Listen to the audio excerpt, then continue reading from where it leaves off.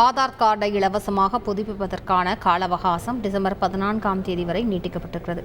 கூடுதல் விவரங்களை செய்தியாளர் ராமசுந்தரத்திடம் கேட்கலாம். ராமசுந்தரம், முழு விவரங்களை பதிவு பண்ணுங்க.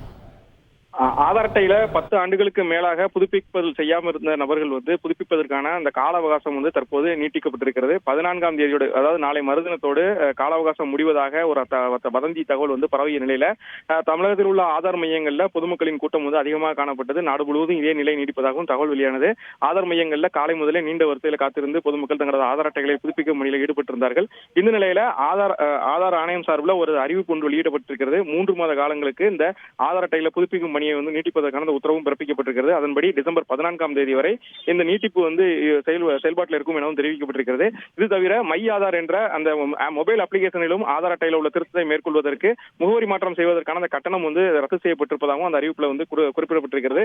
இலவசமாக தங்களது ஆதார் அட்டையை புதுப்பிப்பதற்கான அனைத்து நடவடிக்கைகளும் டிசம்பர் 14ஆம் தேதி வரை மேற்கொள்ளலாம் என்ற அந்த தகவலும் அந்த அறிவிப்புல குறிப்பிடப்பட்டிருக்கிறது. விவரங்களுக்கு நன்றி ராமசுந்தரம். செய்திகளை உடனுக்குடன் தெரிந்து கொள்ள உடனே சப்ஸ்கிரைப் பண்ணுங்க.